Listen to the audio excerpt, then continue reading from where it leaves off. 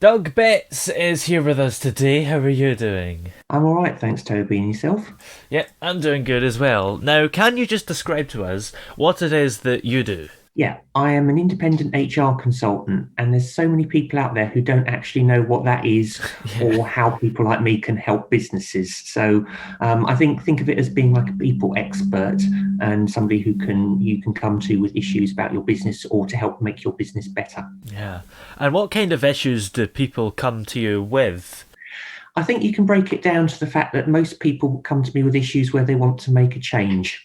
Yeah, And whether it's dealing with a difficult employee that they don't know how to handle, or whether they perhaps know where they want their business to be in the future, but they don't have a clue how to get there, and I help them make those steps, or whether it's something practical like they need to increase or decrease the number of staff, or get a different kind of talent into that business, and they don't know where to look. yeah. And why is it important that they hire you to do this? Why aren't we able to make these decisions ourselves? I think what I've found from my own experience is there's so many businesses out there who try Mm. and then they fail miserably and they end up ringing up for help to try and get them out of the mess they've got in. There's so many businesses who will inadvertently break employment law by trying to do things in the wrong way.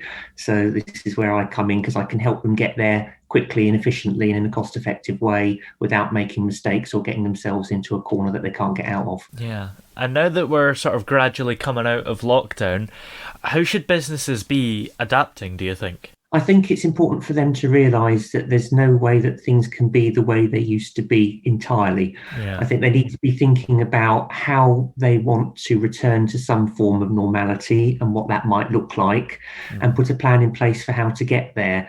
And it's not just telling your staff what's going to happen, but also consulting them, getting involved with them, and checking how they feel about it. Because for people who've been sat at home for a year now, they find that particularly difficult to be able to get back into a workplace straight away. They might Yeah. need some support. They need to sort of check in on how they're doing mentally with their well-being. So there's all sorts of things an employer needs to do before they make changes. Sometimes contractually, but sometimes just checking in with people and seeing how they're doing. Yeah, absolutely. And I guess because if things aren't going to go back to exactly how they were before, you might have to make some cuts to your employment. Yeah, absolutely. And again, that's where I can really help out. I've sadly been involved with quite a number of these processes in the last year.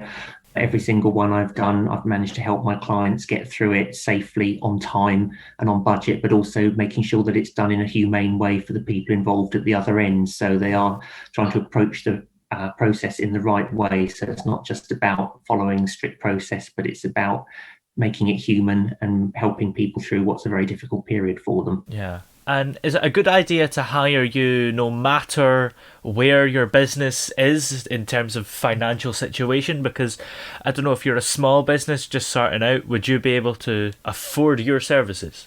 Yes, I think I come back with could they not afford my services, because if they try and do it themselves, it will get more costly a Mm. lot of the time. So I've worked with all sorts of businesses. I mean, my smallest clients only got about 5 or 6 employees for them, but the largest ones can go up to several hundred. So it Wow. doesn't matter on the size of business. I'm there to help out. Yeah, absolutely. So, how did you first start to get interested in helping out businesses? Because it's a kind of niche thing that I don't think a lot of people would aspire to do. No, I fell into it like all the best things in life, they happen by accident. Yeah. So I got into this 20 years ago now because I was initially interested in staff training and development. Mm. Because starting off as a junior in an insurance company in my local town, I was put through a very comprehensive set of training, and then I was told to forget all of that, but to focus on something completely different. And for me, I like to know what I'm doing, why I'm doing it, and I want to give my best rather than just being thrown in at the deep end. And there's so much in the adult workplace that isn't always thought out well in terms of design and helping people be their best. So I Yeah. got into it from that point of view, wanting to help make the workplace a better place for people to be in. But along the way, I've also got really interested by all the other aspects of my job as well, like dealing with employment law, Wow. as well as staff development, and making sure that things are compliant as well as enjoyable. Mm, absolutely.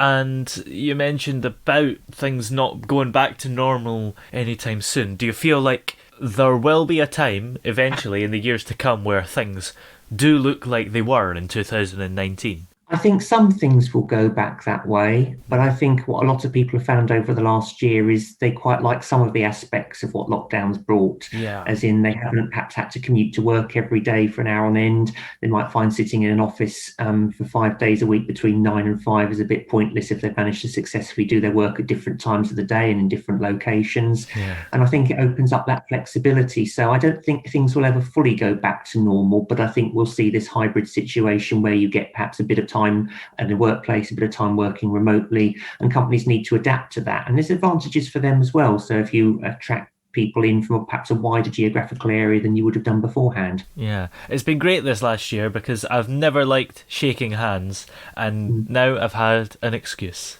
Yeah, absolutely. And it's interesting because a lot of people won't quite know how to act again when they get into real life. And it's like, can they hug Yeah, people? Can they shake hands? yeah, And yeah, I think there'll be different cultural ways of how we perhaps greet people in the future. And bearing in mind there've been people who've been isolating for a year, they all feel nervous about being close to people. mm, So I know it said in jest, and for a little while we all did the elbow thing as well as an yeah. alternative to shaking hands. But yeah, it will change, and I think there will be permanent changes in society. Yeah, and I guess that's the thing because even if things are allowed again, people will be very scared to shake hands or hug people. So there will be some people that may never hug again, and that'd be weird. It would be really weird, and I think time will tell what happens and how people will evolve in their behaviour and their habits. Yeah.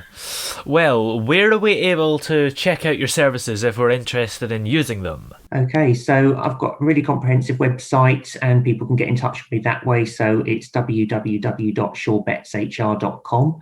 Alternatively, I'm on Twitter at DougBets1, also on Facebook with SureBetsHR, and I'm on LinkedIn. So I can be very easily found if people want to get in touch and have a chat with me. Said I'm not a high pressure salesman. Yeah. I'm just really interested in talking to people, finding out about their businesses and what their problems are and what I can do to help solve them. Absolutely. Well, thank you very much for coming on the show today. It's been very interesting to talk to you all about this. All right, thanks, Toby, for having me. It's been great to talk to you too.